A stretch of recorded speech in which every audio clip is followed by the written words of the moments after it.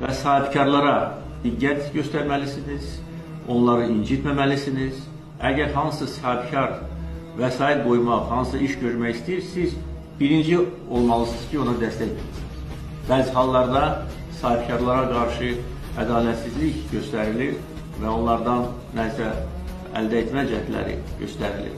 Buna qətiyyən yol vermək olmaz və sahibkarlara da üst tutub deyirəm ki, əgər belə bir xoşa gəlməz halla üzləşsələr, dərhal reaksiya versinlər və bizə məlumat versinlər.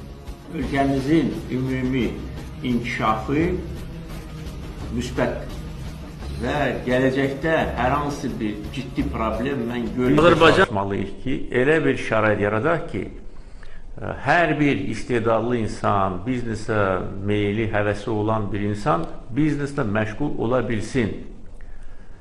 Məmur təzyiqindən azad olsun, müdaxilədən azad olsun, sahibkarlara yönəlmiş o çirkin əllər gərək kəsilsin.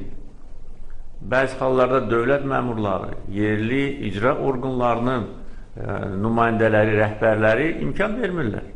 Xüsusilə bölgələrdə. Əgər kimsə bir balaca indi özü üçün iş qurursa, gəlirlər, bir zəli kimi yapışırlar bunun bədənindən, sorurlar onun qanını. Belə adamlara qarşı çox ciddi tədbirlər görüləcəkdir. Hüquq mühafizə orqanları artıq məndən çox ciddi tapşırıq alıblar və siz nazir kimi çalışmalısınız ki, belə hallara yol verilməsin. Əgər yol verilərsə, dərhal məni məlumatlandırın. Belə yaramaz məmurlara qarşı ən ciddi sanksiyalar və tədbirlər görüləcəkdir. Ona görə biz nəfəs verməliyik sahibkarlara ki, onlar rahat işləsinlər.